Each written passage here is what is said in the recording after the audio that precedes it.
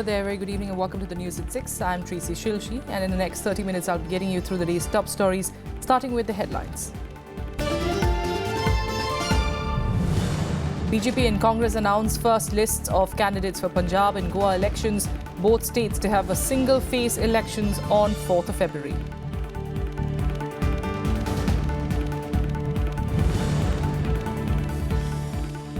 Second Kalvari class submarine Khanderi is launched at the Mazgaon Dock in Mumbai. Submarine to undergo rigorous tests and trials till December 2017.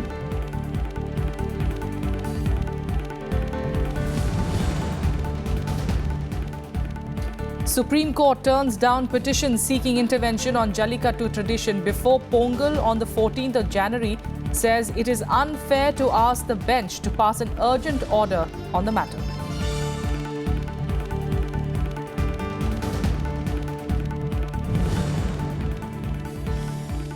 Prime Minister's office takes note of the controversy over BSF Jawan's videos alleging bad food for troops at the LOC, seeks information from the Home Ministry on the matter.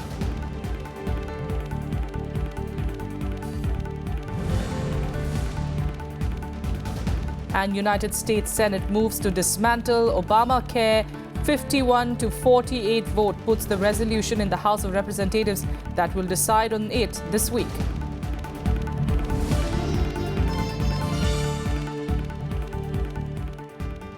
Top story and our eyes on the election, and the BJP and Congress released their list of candidates for the upcoming assembly polls in both Punjab and Goa. This is the first list of candidates of both the parties for both the states. Both the Congress and the BJP on Thursday announced their first list of candidates for Punjab and Goa. The BJP, which is fighting the Punjab polls in an alliance with the Shiromani Akali Dal, has announced 17 candidates out of the 23 seats it has been allotted. Of these, 5 are sitting MLAs.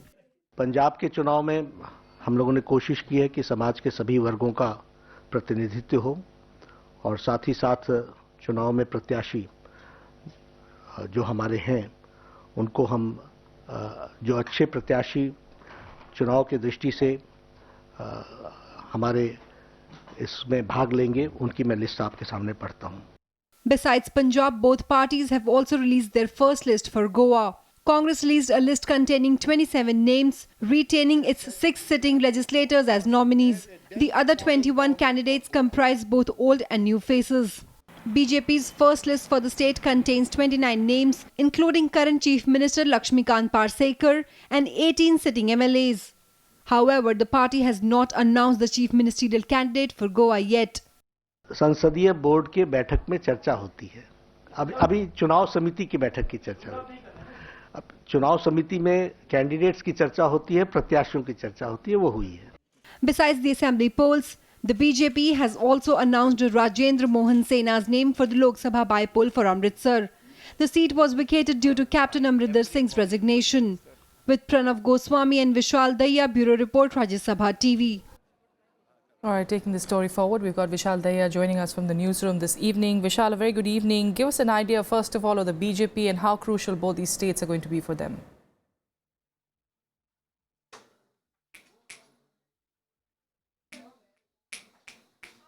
Vishal, can you hear me? All right, we'll try and establish that link there with him in just a short while. Meanwhile, like we were pointing out, this is, of course, crucial for the BJP in power in both the states, of course, in Punjab, of course, with the Shiromani Akali Dal.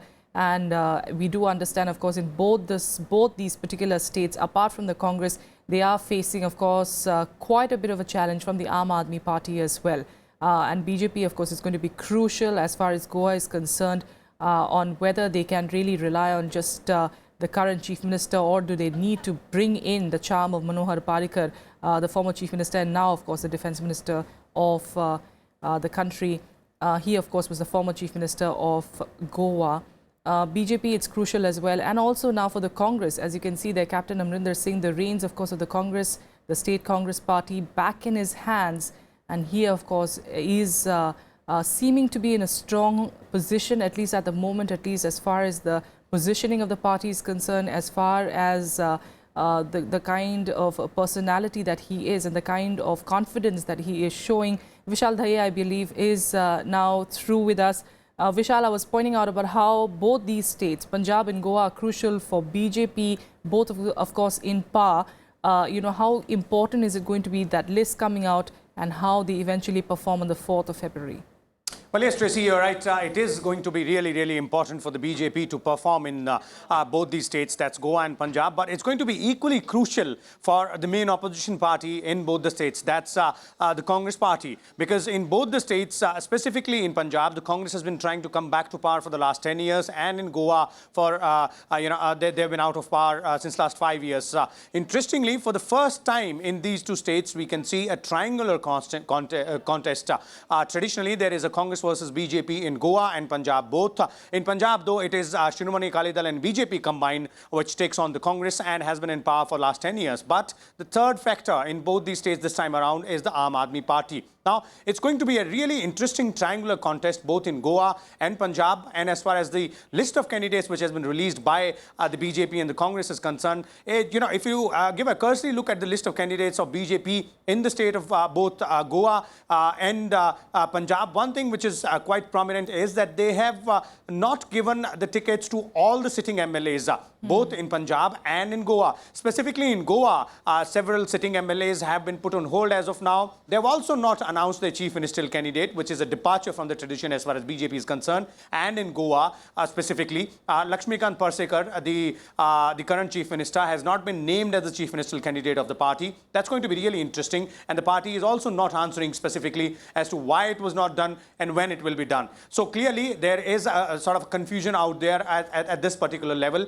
And in Punjab also, the Shiromani Akali Dal BJP combined has been in power for 10 years. BJP would want to try and ensure that that 10-year anti-incumbency does not hit the BJP as hard as it might hit the Shiromani Akali Dal. And for that to happen, they will have to have a different strategy in place, although they will have to play a united front with the Shiromani Akali Dal. For the Congress, although it's a different ball game altogether, in Punjab and in Goa, they're desperate to come back to power in both the states and going by the aggressive campaign which the party has mounted specifically in Punjab. It seems it is going to leave no stone unturned. But then the Congress in Punjab is also busy accommodating the rebels, accommodating the rebel voices specifically, because there were a number of disgruntled leaders who came in from Shiromani Akali Dal to the Congress, at the onset, and there were some leaders from Aam Aadmi Party also who switched sides to Congress. So there is a lot of, that rebel factor troubling the Congress strategists in Punjab. As far as Aam Aadmi Party is concerned, well, the star campaigner of the Aam Aadmi Party, Arvind Kejriwal, is in Punjab campaigning right now. Yes. This is supposedly his second trip, and he might make one more trip before the state goes to polls on 4th of April. So clearly, it's a game wherein all these three players are giving their best. And it's a very different scenario now, specifically in both these states, as has been witnessed for past few elections. We do know when there was a triangular contest of this sort just a few years back in Delhi, we do know how the Aam Aadmi Party, of course, emerged, trumping, of course, Congress getting a big fat zero there. And, to a large extent, the BJP as well, quite of a shock just getting, 3 seats there. So in that sense, are there worries, especially in the Congress camp, that the Aam Aadmi Party can eat into those votes, very crucially in Punjab and Goa? Well, the emergence of Aam Aadmi Party has definitely been a cause of worry for the Congress and for the BJP as well. For BJP specifically, because as of now, till the emergence of Aam Aadmi Party, they were fighting just one opponent in the form of Congress. And given the 2014 Lok Sabha election results and the kind of results which the Congress party has had after that in assembly polls, the BJP might have found it a little easier to take on the Congress. But then the emergence of Aam Aadmi Party has sort of changed the strategies, changed the plans of both the BJP and the Congress. For the Congress, the going has become a little more tougher this time. And they obviously faced almost the same situation as they faced in Delhi. The difference being that in Delhi they were in power when the Aam Aadmi Party defeated them. But in both these states, it's the BJP which is in power in Punjab along with Shiromani Akali Dal. So obviously that factor, that worry is apparent in the strategies, the poll strategies which has been put forth by both the Shiromani Akali Dal BJP combined in Punjab and BJP in Goa and Congress in both these states. Absolutely. And Vishal, very quickly, before we wind up, as far as issues are concerned, the local issues, of course, stand as far as development and other issues are concerned. But is it going to be demonetization largely for the BJP, of course, pro, and, of course, the Congress, which is anti it?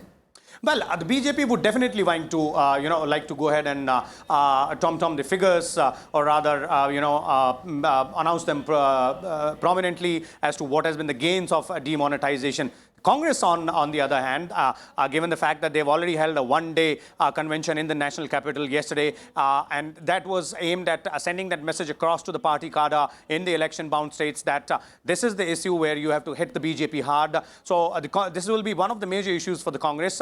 But overall, since we have witnessed the trend so far, it seems that the local issues will be the prominent ones, both in Punjab and in Goa. In Punjab specifically, the menace of the drug menace is one point where Shiromani Akali Dal and BJP combined is being hit hard by both Aam Aadmi Party and the Congress. They both made it a poll plank. And apart from that, obviously law and order is one issue which the Congress would like to go ahead and raise in Punjab. In Goa, again, the issue of corruption, the issue of illegal mining, all these issues are the ones which have been made prominent by the Aam Aadmi Party. So all in all, it seems the local issues might hold sway, but then the national issues like demonetization, which did have a local effect across the country, might also ring in some effect in the poll-bound states. All right, we'll leave it there for now. Vishal, thanks so much for joining us for the moment on this story. BJP and Congress coming out with the candidate list for Goa and Punjab. Meanwhile, the Election Commission has censured BJP leader Sakshi Maharaj over his population control remark. The Commission had earlier issued a notice to the BJP MP asking why action should not be taken against him for his controversial statement. The Election Commission in the notice said that prima facie, the MP from Unnao in poll-bound Uttar Pradesh has violated the model code which came into effect on the 4th of January following the announcement of assembly polls in 5 states. Sakshi Maharaj on the 6th of January had indirectly blamed Muslims for population growth of the country at a public meeting in Meerut. Meerut police has also filed an FIR against him on Saturday. The BJP MP's remarks come days after the Supreme Court ruled that political parties and candidates cannot seek votes in the name of religion or caste.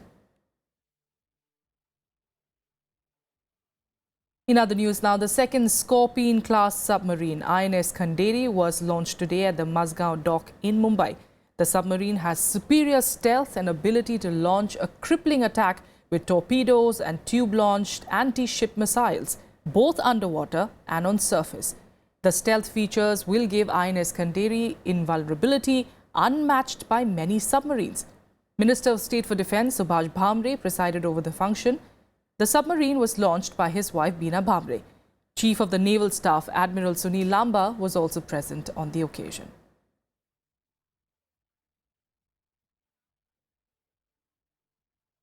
Consumer Price Index of retail inflation eased to 3.41% in December 2016 from 3.63% in the previous month. Of this, rural inflation stood at 3.83% and urban inflation was at 2.90%. Industrial production also grew at 5.7% in November 2016 against the contraction of 3.4% in the same month in 2015. The growth rates for the mining, manufacturing and electricity sectors for the month of November 2016 stand at 3.9%, 5.5% and 8.9% respectively. Now to one of the stories that has been hogging headlines for the past few days, the Prime Minister's office today took note of the controversy over a border security force Jawan's videos alleging bad food for the troops. It has sought more information from the Home Ministry on the matter. Border Security Force Constable Tej Bahadur Yadav put out 4 videos in which he alleges that troops are served watery, unseasoned dal and burnt parathas. The constable also talks about soldiers standing for hours in icy conditions and often going to bed on an empty stomach. Tej Bahadur's family members have alleged that he is being targeted for exposing the reality of the force. A day after the videos went viral, he was moved from the line of control in Poonch to a battalion in Rajouri. The BSF has denied Tej Bahadur's charges and alleged that the soldier has a dodgy record and also features drinking and insubordination, and that he was not court-martialed on compassionate grounds. A PIL has also been filed in Delhi High Court, drawing its attention to the video posted by the BSF Jawan, alleging poor quality food due to corruption and administrative lapses. Already खाने पीने में कुछ और भी कदम उठाना चाहिए, वो प्रक्रिया भी शुरू कर दिया है और कोई ऐसा घटना ना हो उसके लिए भी सुनिश्चित करने के लिए कमेटियां जो बनाना है ऑफिसर्स के लेवल में, फोर्सेस के लेवल में, वो भी पूरा कर रहे हैं। तो कभी पाई गई है, आप सर मानते हैं कि जो जवानों को खाना दिया जा रहा था वो सही खुराक नहीं? हर चीज का अपडेट होते रहना जरूरी होता है। कोई भी काम, कोई भी कार्यक्रम का अपडेट होते रहना चाहिए और हम लोग इसका बहुत ही करीब से जायजा ले।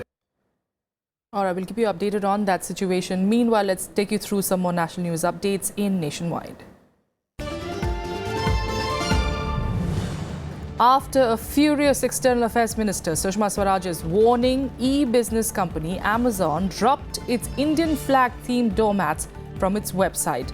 Yesterday, through her tweet, Swaraj asked Amazon to apologize unconditionally and withdraw all products insulting the Indian flag, or Amazon officials would not be granted Indian visas.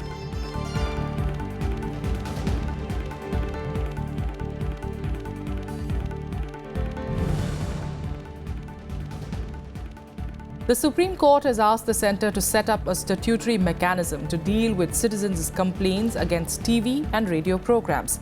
A bench comprising Chief Justice J.S. Khehar and Justice D.Y. Chandrachud asked the I&B Ministry to use the power under Section 22 of the Cable Television Networks Regulation Act.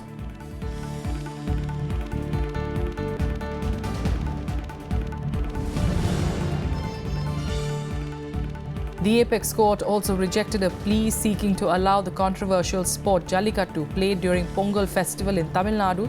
The bench said that it is unfair to ask for an order. The Apex Court, however, said that the draft of judgment has been prepared, but it was impossible to deliver it before Saturday when Jallikattu is to be organised.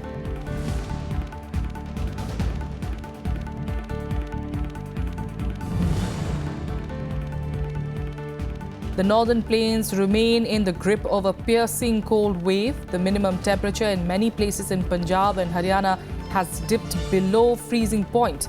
The national capital too recorded a minimum temperature of 3.4 degrees Celsius, 4 notches below the season's average. Meanwhile, Jammu and Kashmir shivered at -5 degrees Celsius on Thursday, and Leh region froze at -17.7 degrees overnight.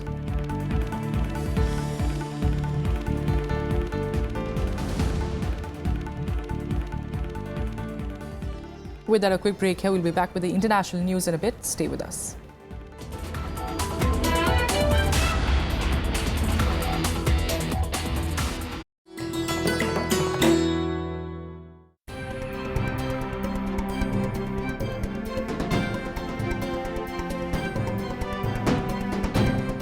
Life after death was a cardinal belief in the Harappan civilization.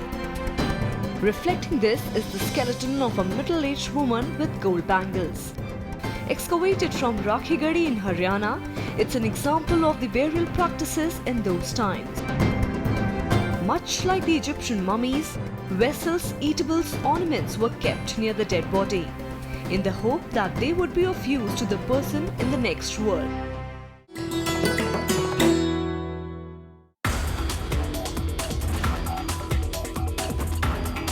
We have a group at our institute which is trying to understand how do stem cells contribute to wound healing and repair. The group that I'm in is actually one of the younger groups in the sense that it started more recently, and it's a group which studies basically how cells determine what they are going to be. people who are trying to understand how cells make food and how do they utilize their resources, how do they deal with less resources. Watch Eureka with Senior Professor Apurva Sareen in STEM NCBS Bengaluru, only on Rajya Sabha Television.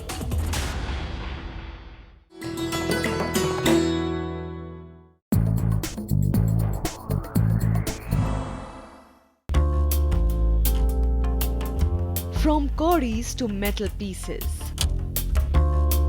Indian currency has seen many changes. The earliest punch-marked coins came from Gandhar. The East India Company at the turn of the 19th century also minted its own coins. The Indo-Greek coins come from a colony left behind by Alexander. They depict the golden rule of the Guptas, with embossed human portraits and matrimonial alliances like Chandragupta Maurya's wedding with Seleucus I Nicator's daughter.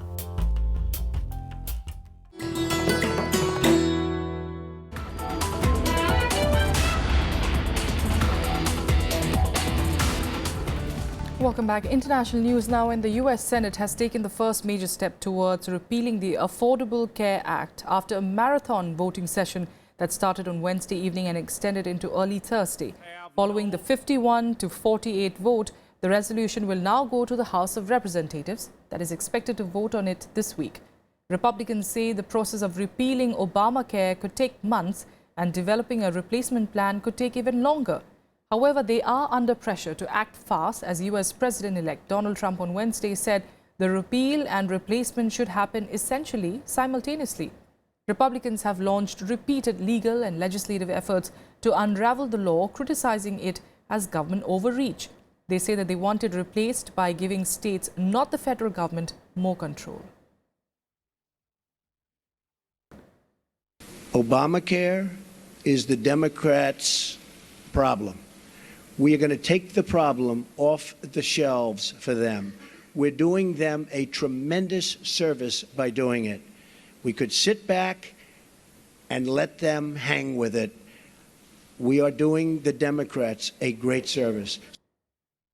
Well, more news from the US and across the world now in Global Buzz. Samsung heir Lee Jae-yong was today grilled by South Korean prosecutors. He is a criminal suspect in the corruption scandal engulfing impeached President Park Geun-hye. Lee is being questioned in connection to allegations of bribery. He's also accused of committing perjury during a parliamentary hearing last month. Lee is the chairman of Samsung Electronics and the son of the Samsung Group chairman Lee Kun-hee.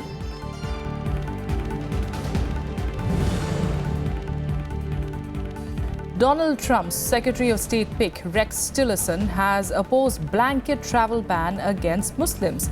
He also asserted that the US must win the war against Islamic terrorists, not just on the battlefield, but in the war of ideas as well. President-elect Donald Trump had vowed to temporarily ban Muslim travel and immigration to the country after a wave of terrorist attacks carried out or inspired by the Islamic State in Europe and the US.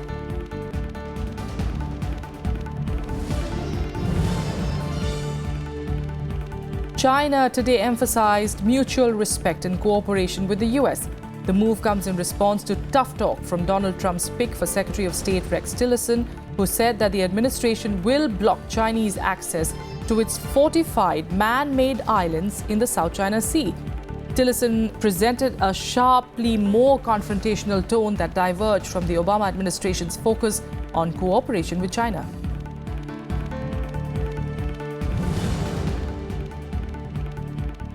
Saudi Arabia has increased India's annual Hajj quota from 136,000 to 107,000. This is the biggest such expansion in the last 29 years.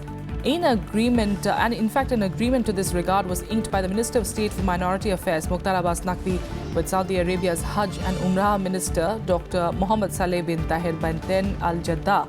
The expansion is effective from the current year.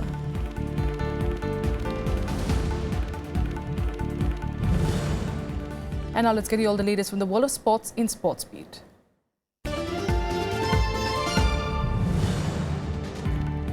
Indian hockey team captain PR Srijesh has become a member of the International Hockey Federation Athletes Committee. Srijesh was appointed following the vacancy created after former chairman, Germany's Michael Green, was elected to the FIH Executive Board in November 2016. The committee comprises 8 current and former hockey players who will mediate to ensure that athletes have a voice in decision-making.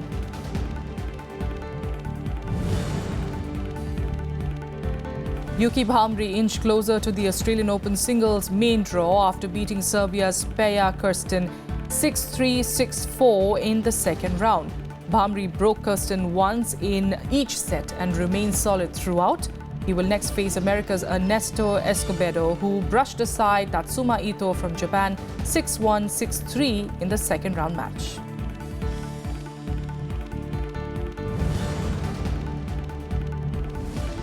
World number 1 Andy Murray and Angelique Kerber have been named top seeds for the next week's Australian Open, with organisers aligning with the current rankings.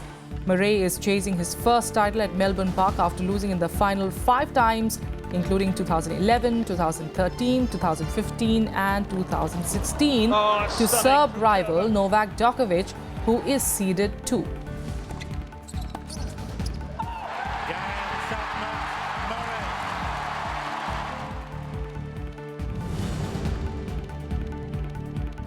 Lionel Messi's third goal from a free kick secured Barcelona's place in the quarterfinals of the Copa del Rey as the holders beat Athletic Bilbao 3-1 to edge through 4-3 on aggregate on Wednesday. Luis Suarez's 100th Barca goal and Neymar's penalty cancelled out Athletic's 2-1 first leg lead, but Enrique Sabarit's header 6 minutes into the second half had the tie headed for extra time.